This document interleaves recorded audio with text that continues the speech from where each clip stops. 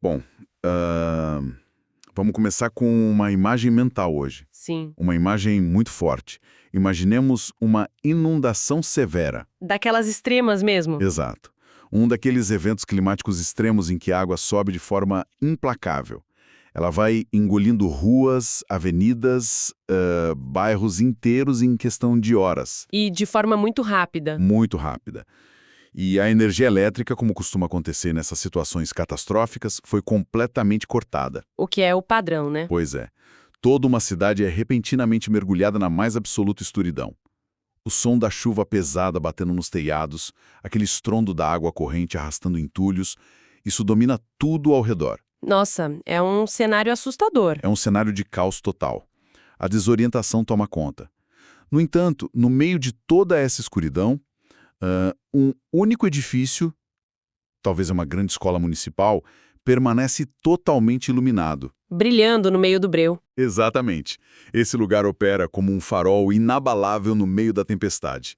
Um ponto brilhante de segurança onde a coordenação de resgate e o acolhimento das pessoas ainda conseguem acontecer de forma estruturada. E essa imagem não é apenas um cenário de filme. Ela ilustra perfeitamente o cerne do material que temos na mesa hoje. A missão desta nossa análise detalhada é explorar um documento fascinante que se debruça sobre a importância absolutamente vital da autonomia de energia solar dentro de centros de emergência. Isso. E nossas fontes focam especificamente na realidade da cidade de Macapá e em todo o contexto do estado da Amapá. O ponto central dessa discussão vai muito além daquele conceito genérico de energia verde ou de metas de sustentabilidade ecológica. Bom, o objetivo dessa nossa exploração é deixar muito claro para quem está ouvindo agora como essas soluções tecnológicas independentes são ferramentas vitais. Porque a gente costuma associar painéis solares apenas a telhados de casas chiques, né? Casas modernas, empresas tentando reduzir a conta de luz. Isso, empresas. Mas as fontes de hoje mostram que isso é uma infraestrutura crítica de segurança pública. Nós estamos falando de gerenciamento prático de crises, pura sobrevivência em áreas que possuem desafios logísticos e geográficos gigantescos. Com certeza. É revelador observar como uma tecnologia que se tornou cotidiana pode ser literalmente a diferença entre a ordem e o pânico absoluto durante um desastre natural. E o que torna esse documento tão relevante é justamente essa mudança de paradigma. A energia solar deixa de ser tratada como um luxo ambiental e passa a ser vista como a espinha dorsal da resiliência humana diante do caos. A base de tudo. Exato. E para compreender a gravidade disso, a gente precisa olhar para o contexto geográfico descrito no material. O Amapá e a sua capital Macapá vivem uma realidade muito peculiar. O estado tem uma ligação terrestre extremamente limitada com o resto do país. Fica bem isolado. Funciona na prática logística quase como uma ilha. O acesso se dá majoritariamente por vias fluviais ou aéreas.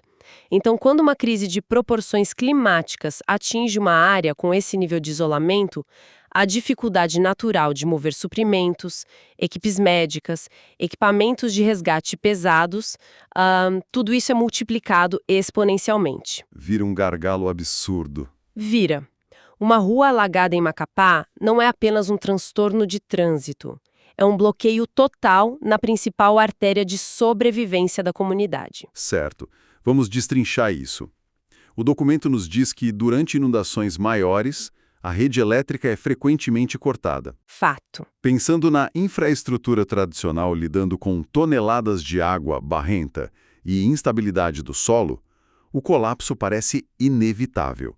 Mas o que acontece exatamente nos abrigos no minuto seguinte após as luzes se apagarem? Bom, o colapso estrutural da resposta à emergência começa no instante exato em que a energia cai. E as fontes explicam que esse corte ocorre por duas vias. A primeira é acidental. Postes caindo e tal. Isso, causada pela própria força destrutiva da água, postes cedendo, ventos derrubando a infraestrutura.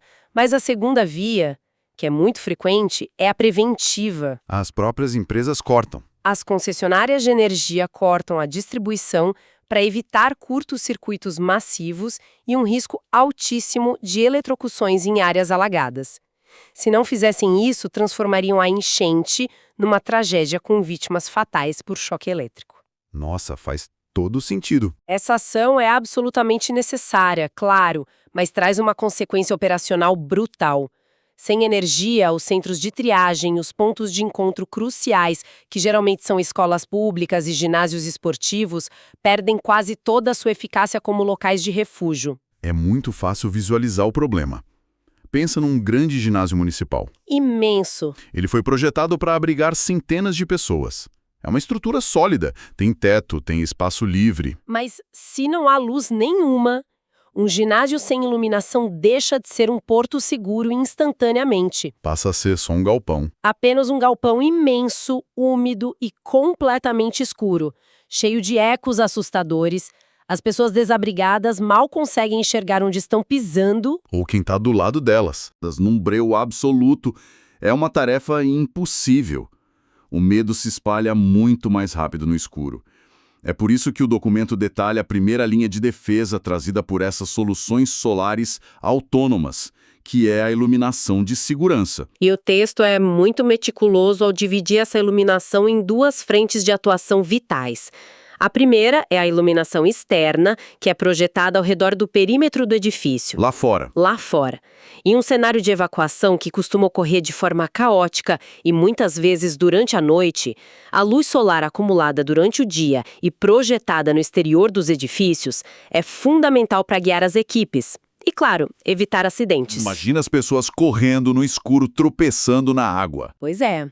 As pessoas estão se movendo às pressas, carregando crianças de colo ou o pouco que conseguiram salvar de suas casas. A luz externa ilumina o caminho físico para os gotes de resgate e caminhões, mas ela atua também em uma camada psicológica. O material ressalta muito isso. Visualizar um prédio iluminado no meio de um bairro apagado funciona como uma âncora visual. Mantém um sentimento mínimo de segurança que ajuda a mitigar aquele pânico generalizado. Aqui é onde a coisa fica realmente interessante, porque o texto menciona o perigo oculto da escuridão interna. E como os kits de iluminação solar mudam completamente a dinâmica de risco de dentro do abrigo. Sim, essa parte é vital. As fontes falam especificamente sobre sistemas de iluminação que podem ser fixos ou até luminárias móveis carregadas pelo sol. E destacam um benefício que parece óbvio só depois que a gente ouve. Eles evitam totalmente o uso de velas pelas famílias abrigadas. Esse detalhe carrega um impacto gigantesco na segurança pública. Porque pode parecer uma contradição temer o fogo no meio de uma inundação de água, né? Água para todo lado. Mas o uso de velas dentro de um centro de triagem introduz um risco gravíssimo. Um abrigo de emergência é tipicamente lotado, cheio de colchões improvisados no chão, roupas penduradas tentando secar em qualquer canto e pessoas exaustas adormecendo. Uma confusão de coisas inflamáveis. Exatamente. Uma simples vela esbarrada por uma criança assustada pode desencadear um incêndio devastador em poucos minutos. O documento enfatiza que eliminar a necessidade de fogo aberto para iluminação reduz drasticamente a chance de uma crise secundária fatal. Uma tragédia dentro da tragédia. Isso. E tem um lado logístico também. Ter luz confiável no interior garante que os paramédicos e as equipes de resgate consigam trabalhar ininterruptamente, prestando socorro 24 horas por dia. Sem depender daquelas lanternas fracas. Sem a frustração de depender de lanternas cujas pilhas vão inevitavelmente falhar no pior momento possível. A luz mantém as operações respirando.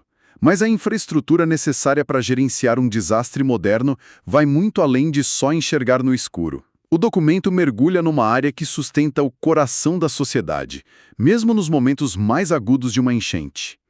A conectividade. A capacidade de comunicação. Lendo o material, fica muito claro que informação é tão vital quanto água potável hoje em dia. O que é fascinante aqui é o seguinte: a forma como o documento eleva o vínculo social à categoria de necessidade básica de sobrevivência. Vínculo social como sobrevivência? Isso é forte. Sim. Manter as linhas de comunicação abertas não é tratado como um luxo ou um conforto dispensável.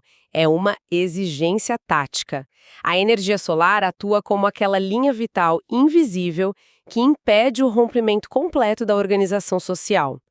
As fontes descrevem o impacto disso operando em 2 níveis paralelos: a coordenação oficial das autoridades e a sustentação moral das famílias. Há um ponto aí que gera uma curiosidade imediata na leitura. O texto descreve o uso dessa energia autônoma para recarregar dezenas de computadores e manter roteadores de sinal de internet e de Wi-Fi funcionando dentro dos abrigos. Internet no meio do caos. Numa primeira leitura rápida, alguém poderia questionar: poxa, por que a internet seria prioridade no meio de uma enchente absurda enquanto falta comida ou falta roupa seca? Mas o documento responde isso muito bem ao focar na logística. Como organizar as coisas. Exato. Sem rede e sem acesso a sistemas, as autoridades operam completamente às cegas. Torna-se simplesmente impossível gerenciar, atualizar ou acessar as listas de vítimas resgatadas, ou cruzar dados de pessoas que foram dadas como desaparecidas. Vira adivinhação. Sem saber quem já está a salvo e quem precisa de medicações específicas, a operação de resgate não passa de uma improvisação baseada em palpites.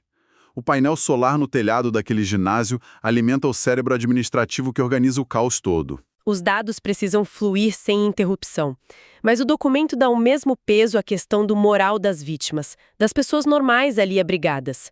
O simples ato de permitir que centenas de pessoas recarreguem seus telefones celulares é descrito como um fator de estabilização emocional inestimável. Sem dúvida. Uma das fontes aponta como a ausência de notícias cria uma espiral de desespero incontrolável. É uma agonia silenciosa. Pensa bem, estar ilhado num ginásio superlotado.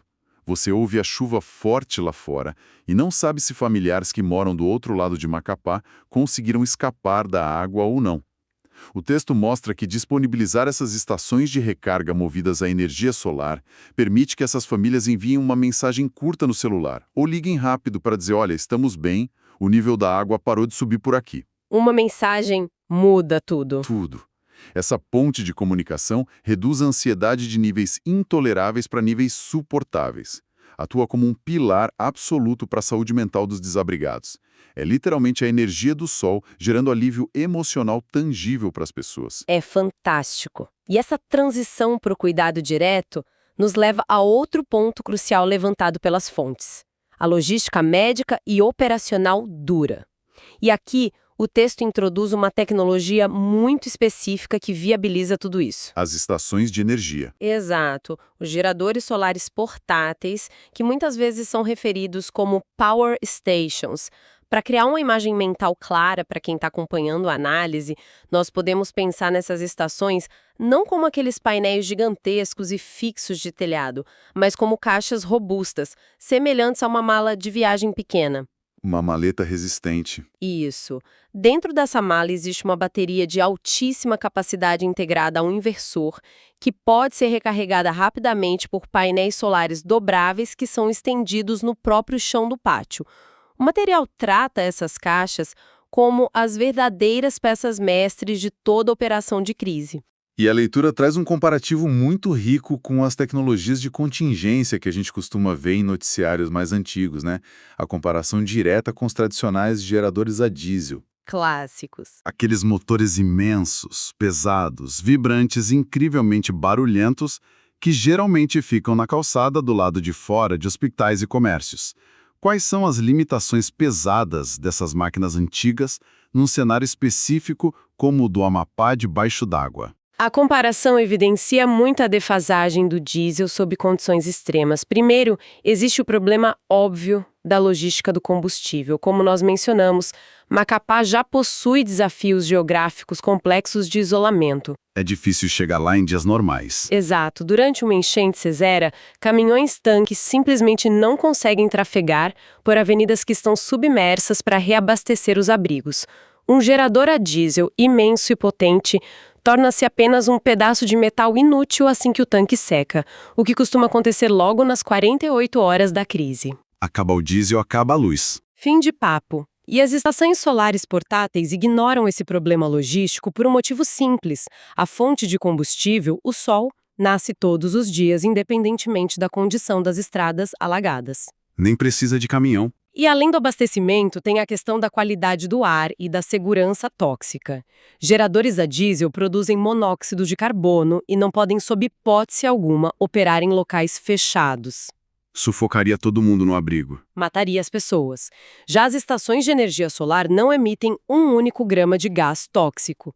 Elas podem ser colocadas diretamente ao lado de uma maca médica, lá dentro do refeitório fechado. E tem o fator do ruído, que o documento faz questão de pontuar de forma contundente. O ambiente de um ponto de encontro e triagem pós-desastre já é uma sobrecarga sensorial absurda por si só. A chorro, socorristas gritando instruções no megafone, o barulho da tempestade contínua batendo no teto, o som das pás de helicópteros. É um caos sonoro. Inserir no meio disso tudo aquele rugido mecânico, ensurdecedor e vibrante de um motor a diesel só serve para amplificar o estresse crônico de todos naquele ambiente fechado. O funcionamento totalmente silencioso das baterias solares tira uma camada enorme de tensão do ar. O impacto prático dessa energia silenciosa e limpa é listado em detalhes maravilhosos pelas nossas fontes. O documento cita aplicações vitais incrivelmente precisas. As estações portáteis são usadas, por exemplo, para garantir a alimentação contínua de equipamentos médicos sensíveis. Salva vidas mesmo. Literalmente. O grande destaque vai para os nebulizadores, que se tornam absolutamente essenciais. Porque a exposição à água suja das enchentes, a friagem da madrugada e o ambiente úmido do abrigo agravam muito rapidamente os problemas respiratórios de idosos e pessoas com asma. A umidade ataca o pulmão de imediato. Ataca. Outra aplicação crítica abordada no texto é o uso de pequenos refrigeradores médicos. Esses aparelhos são ligados diretamente nas estações solares portáteis para conservar vacinas e medicamentos essenciais, como a insulina. Insumos vitais que seriam completamente perdidos após apenas algumas horas sem refrigeração. E o maquinário pesado das equipes também entra na conta, certo? Com certeza. O documento aponta que o resgate físico lá fora depende dessa mesma energia acumulada do Sol. As fontes descrevem o uso das baterias portáteis para alimentar ferramentas de impacto de equipes de resgate. Estão falando de furadeiras industriais necessárias para quebrar escombros e acessar áreas que ficaram bloqueadas. Ferramentas pesadas. Muito pesadas. O texto também menciona bombas de superfície, que são acionadas emergencialmente para retirar aquela água acumulada de áreas sensíveis, como o entorno de um posto de saúde temporário. É uma caixa de ferramentas absurdamente versátil. Sim, é um canivete suíço da energia. Mas, vasculhando o material, tem um detalhe que se destaca pela sua profunda empatia e por uma visão muito humana. O uso dessa infraestrutura autônoma, não apenas para aquele trabalho bruto de resgatar pessoas ou bombear água lamacenta, mas para cuidar das mentes dos mais vulneráveis durante toda a tragédia, que são as crianças. Essa parte é tocante. Se conectarmos isso ao cenário maior da resposta a desastres, fica evidente uma abordagem verdadeiramente holística descrita pelas fontes. Há uma menção explícita no texto ao uso dessa cota de energia gerada pelas estações para manter ligadas algumas telas e consoles portáteis de videogame destinados exclusivamente às crianças abrigadas. Parece loucura, né? Numa análise superficial e puramente utilitária, alguém mais crítico poderia argumentar que gastar bateria com videogame durante uma inundação catastrófica é um desperdício enorme de recursos. Um luxo num momento errado. Isso. No entanto, o documento desmistifica isso na hora ao trazer a perspectiva clínica da coisa.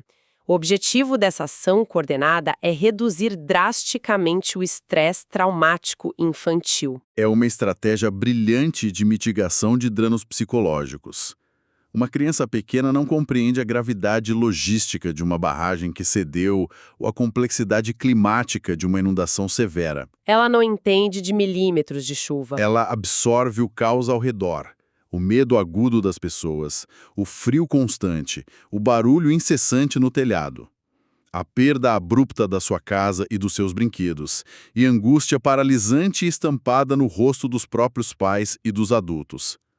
Direcionar uma pequena parte daquela energia solar para ligar uma telinha e permitir que a criança se concentre em um jogo ou assista um desenho animado não é entretenimento banal. Não é brincadeira. É um isolamento cognitivo. transporta aquela mente informação para fora do trauma imediato do galpão escuro e barulhento. Essa distração clínica ajuda a blindar o cérebro da criança contra o desenvolvimento do transtorno de estresse pós-traumático. Ganhando um tempo valioso. Exato, ganhando tempo para que os socorristas e os próprios pais tentem estabilizar o mundo real ao redor. É cuidado psicológico intensivo, literalmente alimentado pelo sol. Eu fiquei muito impressionado com esse ponto. É sensacional. E toda essa compreensão profunda, que vai desde o funcionamento bruto de bombas de drenagem até a sutileza da saúde mental infantil, nos conduz à seção mais pragmática do documento que analisamos. A parte que tenta traduzir todas essas provas de sobrevivência e bem-estar em um plano de ação real para políticas públicas. As fontes organizam uma defesa vigorosa direcionada às prefeituras e às lideranças locais do estado do Amapá. Então, o que tudo isso significa na prática para quem está sentado nas cadeiras de decisão agora?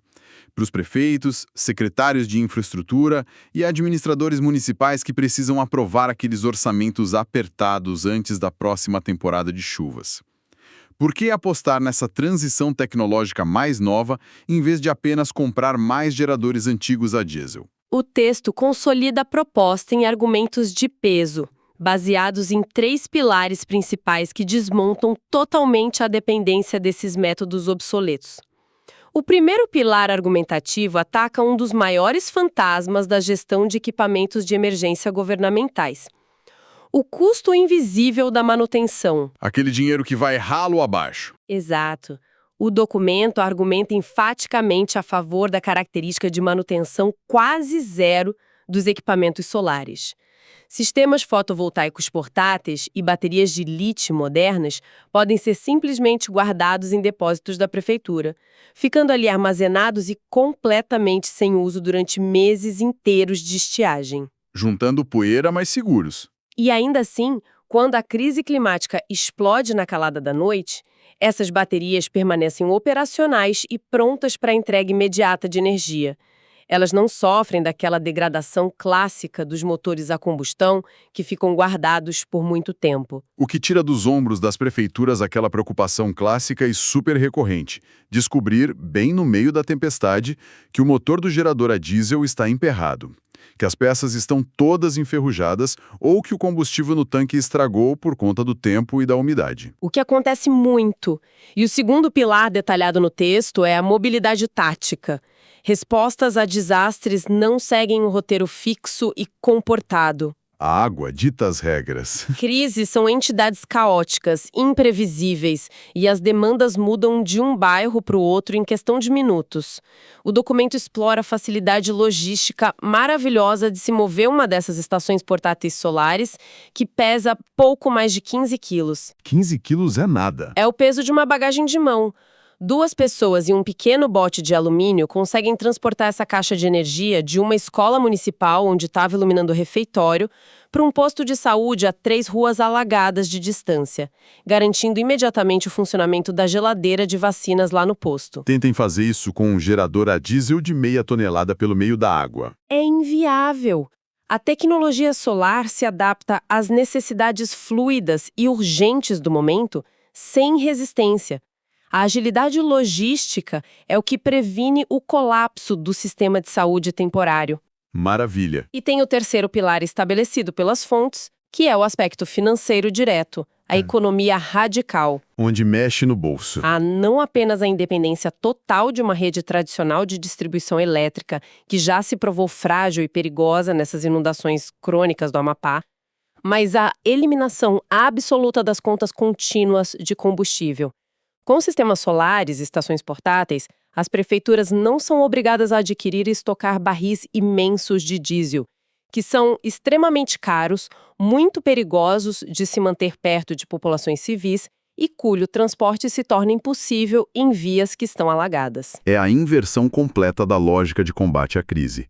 É usar a própria dinâmica natural, de forma inteligente, para trazer o alívio para a população. Exatamente. Fazendo uma síntese das grandes lições que extraímos de todas as fontes analisadas hoje, fica cristalino que o papel da energia solar, em contextos de altíssima vulnerabilidade geográfica como esse detalhado sobre o Amapá, transcende enormemente qualquer discurso focado apenas em reduzir a pegada de carbono. Ou de ser puramente ecologicamente correto. Isso. É uma tecnologia que calçou coturnos operacionais, ela foi para a lama. A grande conclusão deste material é que a autonomia solar é uma ferramenta tática implacável e muito flexível, voltada puramente para a garantia da vida humana. Da sobrevivência básica. Desde manter o respirador funcionando no posto médico inundado, passando por fornecer energia pesada para ferramentas que abrem caminho nos escombros, mantendo as linhas digitais de comunicação vivas para encontrar pessoas desaparecidas, até prover o conforto fundamental de uma pequena tela iluminada que protege a sanidade das crianças bem no epicentro do desastre. A ausência de fumaça tóxica no ar. O silêncio operando ali, que respeita a dor das pessoas em choque. E a garantia inabalável de luz quando tudo ao redor desmoronou e apagou. É a engenharia moderna cumprindo a sua promessa mais antiga e mais nobre, que é afastar a escuridão e proteger a tribo quando a tempestade chega. Isso levanta uma questão importante. Uma reflexão que as fontes indiretamente provocam sobre o nosso futuro mais imediato.